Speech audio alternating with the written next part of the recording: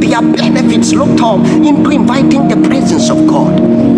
It is written in the book of Deuteronomy. He says that then it shall come to pass, if thou shalt diligently hearken unto my laws and follow to do the things which I speak unto you, thou shalt be set above your enemies. He says that thou shalt be above only and not below.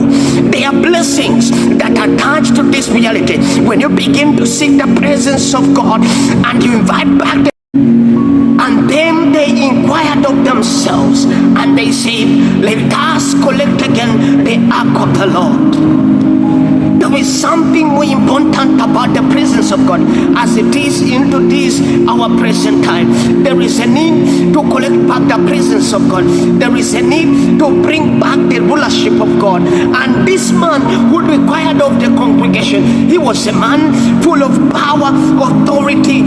That's why he went into himself and said, there is something I grew up viewing, and this was the presence of God.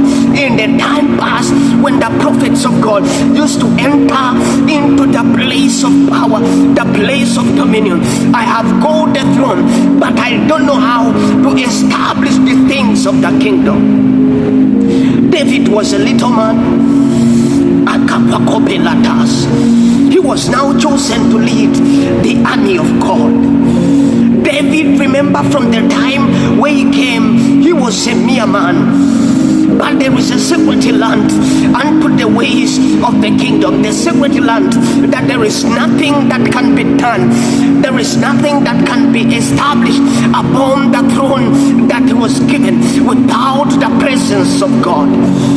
If the king desired the presence of God, who are you not to desire the presence of God? He went and collected the leaders that were present. Oh my God, he went and collected men. He went into his chambers and looked for men of potential that he was with in the time of his dominion within the city of David where he was to be put.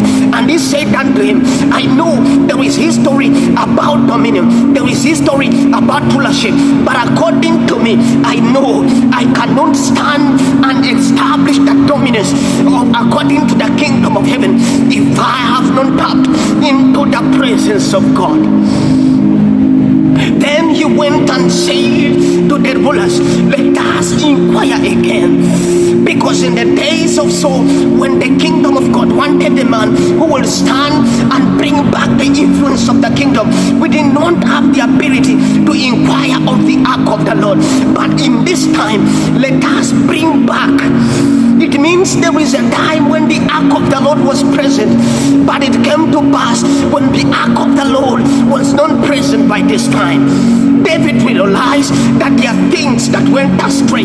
There are certain things that were not fully expounded in their times.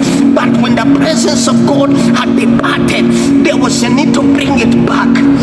In the days of Saul, if you're a good scholar, the Bible talks about the days when the eyes of Saul and the eyes of Simeon, the prophet, he could not perceive again well the things of God. But in this time, it appeared that then David wanted to see something that would establish him upon the throne, and this was the ark of God.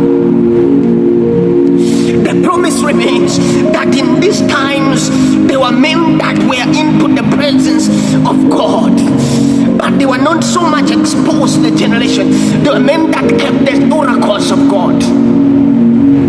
The Bible tells us, and when they were tempered to bring the ark of the presence of God those times, it came to pass that the ark of the Lord was put onto the new carts.